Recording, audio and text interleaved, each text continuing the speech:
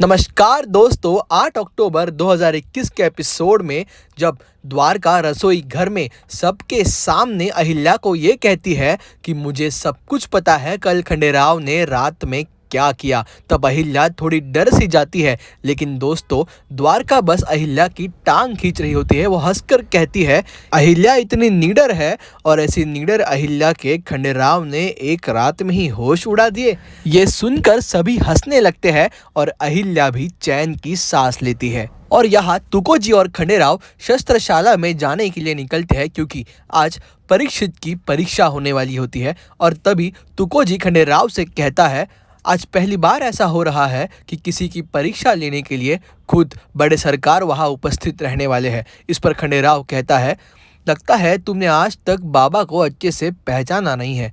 वो सिर्फ और सिर्फ परीक्षित में कुछ ना कुछ खामियां निकलने के लिए वहाँ उपस्थित रहने वाले हैं। इस पर तुकोजी कहता है, खंडेराव तुम अभी तक बड़े सरकार से नाराज हो। खंडेराव को समझाते हुए तुकोजी आगे कहता है, खंडेराव जब तुम्हें गुरुकुल भेजा गया तब हमें भी बहुत बुरा लगा था, लेकिन तुम्हारे गुरुकुल जाने के बाद तुम्हारी याद में बड़े सरकार का मायूस चेहरा हमने खुद देखा है।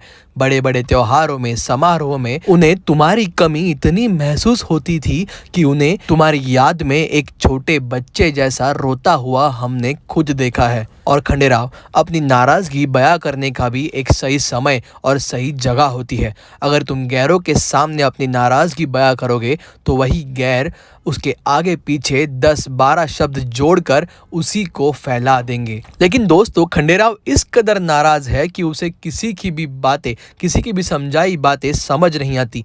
वो उल्टा तुकोजी से कहता है, बाबा साहेब आपको भी तो धर्मपुत्र मानते हैं ना, तो आप एक बार उन्हें भी समझाइए। ताली कभी एक हाथ से नहीं बजती। उन्हें भी थोड़ा समझाइए कि दूसरों के सामने हमें भी थोड़ा इज्जत दिया करें। और यहाँ रसोई घर में खाना बनाते बनाते गौतमा अहिल्या को कहती है, अब खंडेराव वापस आ चुका है, अब तुम्हें राजपाट में ध्यान देने की कोई ज़रूरत नहीं। अब खंडेराव राजपाट संभाल लेगा और तुम वाड़ा और रसोई घर संभाल लो। लेकिन ये गौतमा की ये बात सुनकर द्वारका को मिर्ची लग जाती है और वो मन ही मन कहती है, सभी जिम्मेदारियां अपने बेटे और बहू पे डाल दी। मेरी बेटी और जावई का दूर दूर तक ख्याल नहीं आता आपके मन में आका साहेब।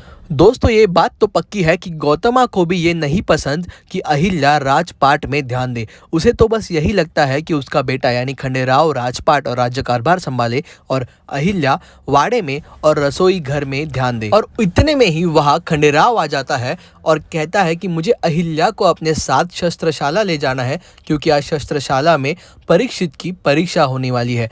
अहिल्या को भी अच्छा मौका मिल जाता है क्योंकि उसे भी खंडेराव के साथ बात करनी ही होती है। अहिल्या गौतमा को कहती है, आई साहेब मुझे बस आज के दिन जाने दीजिए, मैं कल से वाड़े की और रसोई घर की जिम्मेदारी संभाल लूंगी। और अहिल्या और खंडेराव रसोई घर से निकल जाते हैं। लेकिन गौतमा इस बात से कुछ नाराज सी लगती है और ऐसे ही मौके ढूंढने वाली द्वारका गौतमा के पास आकर कहती है, मुझे नहीं लगता कि अहिल्या कभी राजपाट छोड़ पाएगी।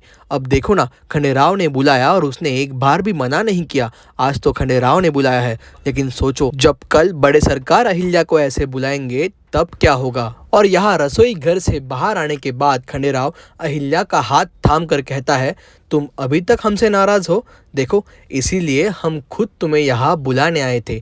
इस पर अहिल्या कहती है, हम शस्त्रशाला जाने के लिए नहीं आए हैं, हम तो आपको कहीं और ले जाने के लिए आए हैं। और ऐसा कहकर अहिल्या खंडेराव को शिव जी के मंदिर ले आती है और उसके हाथ में बेलपत्र रखते हुए कहती है, एक विनती है आपसे, ये बेलपत्र आप शिवजी के चरणों में रखकर शपथ लीजिए कि आज के बाद हम कभी शराब को हाथ तक नहीं लगाएंगे। अहिल्या की ये बात सुनकर खंडेराव कहता है, ये क्या बचपना है अहिल्या, हम अब बच्चे नहीं हैं, तुम क्या अब हमें शपथ लेने के लिए मंदिर लाई हो। और हमने तुमसे पहले भी कह दिया है कि ये आदत छोड़ना अब हमारे बस में नहीं है। ये सुनते ही अहिल्या कहती है, ज़रा सोचिए, ये आदत आगे जाके आपके लिए जहर बन सकती है और अगर अभी आपने इस आदत से मुंह नहीं मोड़ा तो। इतने में ही खंडेराव कहता है, अहिल्या बस, अब हम इस बात पर तुम्हारे साथ बहस नहीं करना चाहते। तुम्हारे साथ बहस करने का ना तो हमें शौक है और ना ही समय है हमारे पास। इस बारे में बात करने की हर कोशिश बहस में ही ख़त्म होगी, इसलिए कोई फ़ायदा नहीं है। और ऐसा कहते हुए अहिल्या ने जो बेलपत्र खंडेराव के हाथों में थाम दिया था, वो बेलपत्र फिर से अहिल्या के हाथों में खंडेराव थमा देते हैं। इस पर अहिल्या खंडेराव को कहती है, आप क्यों नहीं समझना चाहते? मैं आपको एक साफ सुथरा छवि वाला युवराज देखना चाहती हूँ और आपने ही कहा ना, आप इस आदत को अभी नहीं छोड़ सकते। मतलब आपको इस शराब के नशे ने आपका अपना गुलाम बना लिया है। ऐसा कहते कहते अहिल्या की आंखों से आंसू आने लगते हैं और ये देखकर खंडेराव कहता है, अहिल्या तुम रोना मत, मैं तुम्हें ऐसे दुखी नहीं देख सकता, लेकिन ये भी सच है कि मैं ये मेरी आदत छोड़ भी नहीं सकता।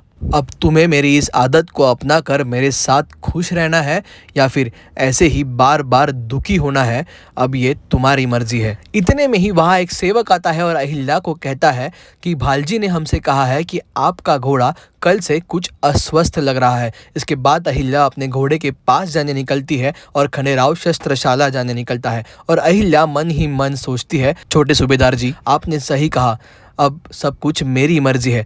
आपको समझा कर देखा, आपसे नाराज होकर देखा, लेकिन अब मुझे कुछ ना कुछ करना ही होगा। और यहाँ शस्त्रशाला में परीक्षित की परीक्षा शुरू हो जाती है।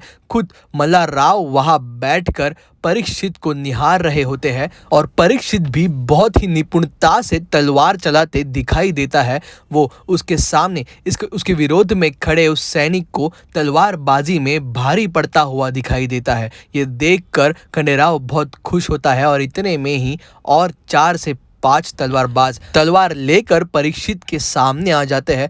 दोस्तों इतनी कठिन परीक्षा होना तो स्वाभाविक है, क्योंकि मालवा राज्य में सभी एक से बढ़कर एक सरदार है, तो इतनी कठिन परीक्षा परीक्षित की होना ये तो स्वाभाविक है। और यहाँ अहिल्या अपने घोड़े के पास जाकर उसे सहला रही होती है और शस्त्रशाला में जो तलवारों की जुगलबंदी शुरू है उसकी आवाज़ अहिल्या तक सुनाई देती है। दोस्तों शस्त्रशाला की ये आवाज़ सुनकर पक्का अहिल्या के मन में परीक्षित का ख्याल आया होगा और वो अब परीक्षित को ये पूछना चाहती होगी कि खंडेराव को ये बुरी आदत कब से लगी है और क्यों लगी है। दोस्तों आगे के अपडेट्स के लिए चैनल को सब्सक्राइब करना मत भूलिए और अगर वीडियो पसंद आया हो तो प्लीज़ लाइक कीजिए। धन्यवाद।